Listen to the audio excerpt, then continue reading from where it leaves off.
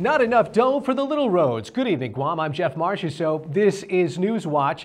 Now that Guam's been turned down for $74 million in U.S. stimulus funds that could have helped fix smaller streets, Public Works is forced to concentrate resources, upgrading high-traffic primary roads. Tonight, how disrepair in one village pushed the daily commute to the breaking point.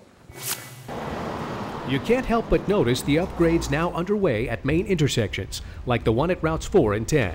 Nor the lack of upkeep on secondary roads like Route 15 and Bellow Road. But for Santa Rita residents, nothing tops this. Last weekend's earthquake made an already dangerous passageway completely unpassable. Santa Rita Mayor Dale Alvarez. First notified DPW was about 3 months ago, and it was really bad then. And they assured me that they will get on it right away. So the neighbor told me that this has been an ongoing problem since the former mayor, and he's been reporting it for maybe like 4 years ago. And they keep reporting it, but now it really is bad where they have to fix it right away.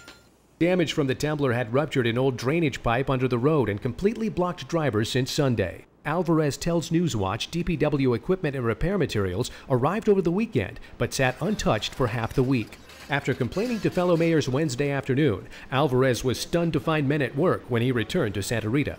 At least this is one big load off my shoulder, because I was concerned about this 3-4 months ago when they came out and they assured me they were going to fix it. But I guess it's because of the material. They were telling me that each pipe is $800-some, but that's no matter that's no object for the, threatening of life. I'm glad. It's about time that these people are actually working on the road.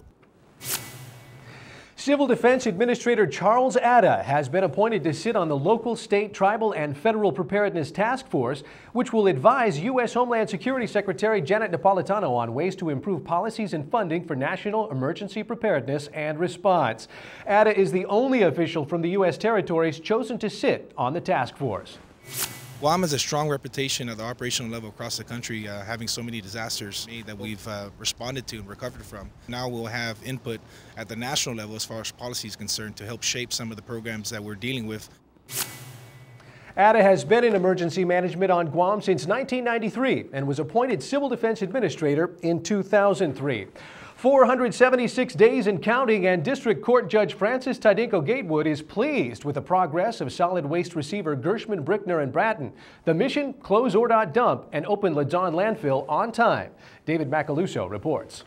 Among the issues discussed in today's status hearing were the road construction leading to Ladzon, the development of the Elig River Bridge, and the removal and relocation of over 100 endangered Pacific tree snails from the Elig River Bridge site. This afternoon, Tadinko Gatewood had a chance to see the progress firsthand as she made a site visit to Ladzon, along with Governor Felix Camacho, Senator Tom Atta, members from the Attorney General's Office, U.S. Attorney's Office, and representatives from both the United States Environmental Protection Agency and Guam Environmental Protection Agency. Next status hearing is scheduled for August 11th. He's one of Guam's most prolific artists. The buzz on his exhibit is that it will excite and delight when we come back. Welcome back. As promised, the Committee on Education meets to report progress on several school issues covered during an education summit hosted by the legislature earlier this year. The Workforce Readiness Program was one of the day's hot topics. The program, which prepares students for work, is funded by Congress. Guam Community College President Mary Okada says the program provides many workshops to students involved in construction and electrical trades. Okada says part of the program allows them to participate in internships.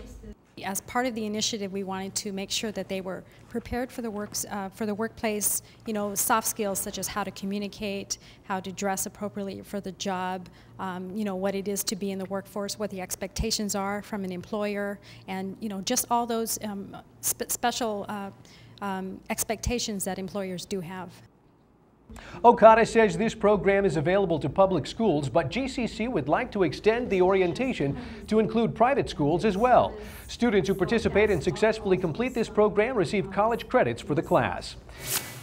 Mark Delisola is one of Guam's finest artists and has been creating art in the Pacific for 20 years. We caught up with Delisola earlier today as he prepared to display his latest work called The Marianas Trench at the Hyatt in Tumon. Delisola says he drew inspiration from a newspaper article stating the trench had been declared a national monument. He explains his exhibit's focal point. So I've kind of taken the trench and made it into like a crack or a fissure, which it really is, you know, and have it like splayed out with color.